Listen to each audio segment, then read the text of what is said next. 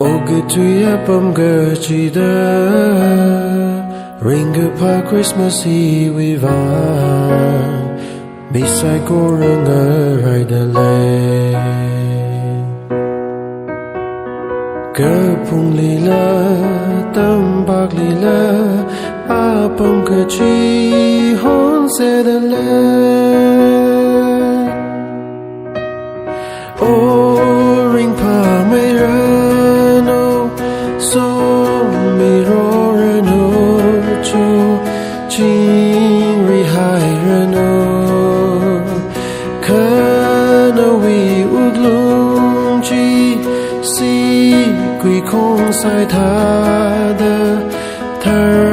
nga sa khao lu Ninga thai na Khang a rai bing ji Kham a hai bing na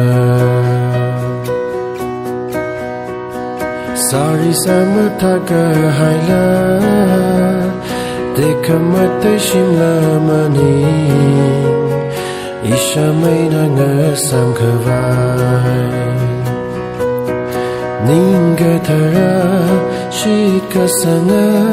Jing ri ga hai Shim li hara O ring pa may rano So mi ro rano cho Jing ri hai rano Kana wi uglung chi Si quy kong sai tha da Thar nga sa khao lu Ninga thai na Khang a rai bing chi Kham a hai bing na Ốc chi khang a chay wi lung li Ot sai kor wi a tam le Iwi mi rin la nga chay ra Ma khang a chay A wu nga chi Pa ra hai ra O ga tui li O ring pa may rano So mi ro rano cho Jing ri hai rano Kana wi uglung chi Si quy kong sai tha da Thar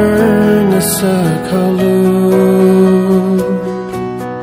Ninga thai na Khang a rai bing ji Kham a hai bing na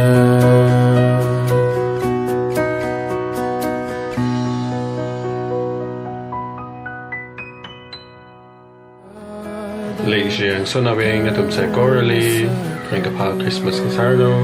show foods at the clapping galas at the clapping atum sa coral save journey and Merry Christmas.